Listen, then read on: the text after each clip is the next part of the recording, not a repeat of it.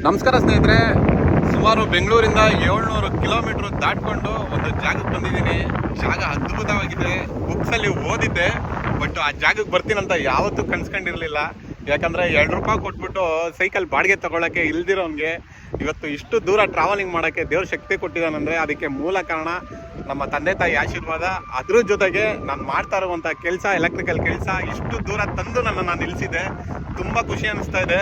ಕನ್ಯಾಕುಮಾರಿಯ ಭಾರತದ ದಕ್ಷಿಣದ ತುತ್ತ ತುದಿಯಲ್ಲಿರುವಂತಹ ಜಾಗಕ್ಕೆ ಬಂದಿದ್ದೀನಿ. 3 ಸಮುದ್ರಗಳು ಸೇರುವಂತಹ ಜಾಗ ಇಲ್ಲಿ ನೋಡ್ತಾ ಇರ್ಬೋದು. ಹೇಗೆ ಕಾಣಿಸ್ತಾ ಇದೆ ನೋಡಿ. ತುಂಬ ಖುಷಿ ಅನ್ನಿಸ್ತಾ ಇದೆ. ಇಷ್ಟಕ್ಕೆಲ್ಲ ಕಾರಣನೇ ಈ ಎಲೆಕ್ಟ್ರಿಕಲ್ ಕೆಲಸ. ಅದನ್ನು ಹೇಳ್ಕೊಳಕ್ಕೆ ಹೆಮ್ಮೆಯಿಂದ ಹೇಳ್ಕೊತೀನಿ. ಸುಮಾರಷ್ಟು ಜನ ಕೇಳ್ತಾರೆ, ಏನು ಸರ್ ಅಷ್ಟು ಪ್ರೀತಿ ನಿಮಗೆ ಅಂತ.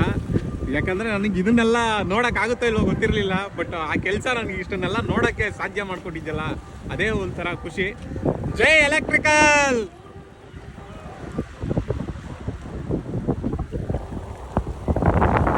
ಅದ್ರ ಜೊತೆಗೆ ಸುಮಾರಷ್ಟು ಜನ ಸಪೋರ್ಟ್ ಮಾಡಿದ್ರು.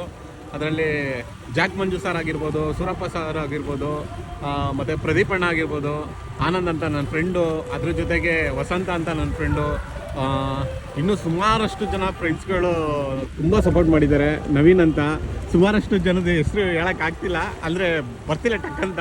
ಖುಷಿಗೆ ನಿಜವಾಗ್ಲೂ ತುಂಬ ಸಪೋರ್ಟಿಂಗ್ ಆಗಿ ನಿಂತರು. ಪುರುಷೋತ್ತಮ, ನಿನ್ನ ಏನೋ ಒಂದು ಮಾಡ್ತೀಯ, ಹೋಗು ಮುಂದೆ ನುಗ್ಗು ಮಾಡು ಅಂತ ಹೇಳಿದ್ರು.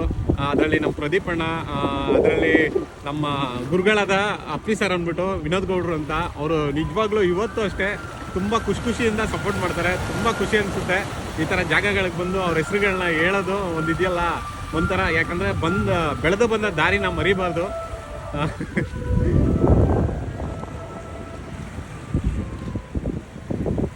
ಹಾಗೆ ಈ ವಿಡಿಯೋ ಇಷ್ಟ ಆಗಿದ್ರೆ ಲೈಕ್ ಮಾಡಿ, ಶೇರ್ ಮಾಡಿ, ಕಮೆಂಟ್ ಮಾಡಿ, ಮರಿದಿರ ಫಾಲೋ ಮಾಡಿ ಜೈ ಎಲೆಕ್ಟ್ರಿಕಲ್. ಹಾಗೆ ಈ ಪೂರ್ತಿ ವಿಡಿಯೋನ ನನ್ನ ಯೂಟ್ಯೂಬ್ ಚಾನಲ್ ಹಾಕಿರ್ತೀನಿ, ನನ್ನ ಬಯೋದಲ್ಲಿದೆ, ಫಾಲೋ ಮಾಡ್ಕೊಳ್ಳಿ. ಹಾಗೆ ಸಬ್ಸ್ಕ್ರೈಬ್ ಆಗಿ ಜೈ ಎಲೆಕ್ಟ್ರಿಕಲ್.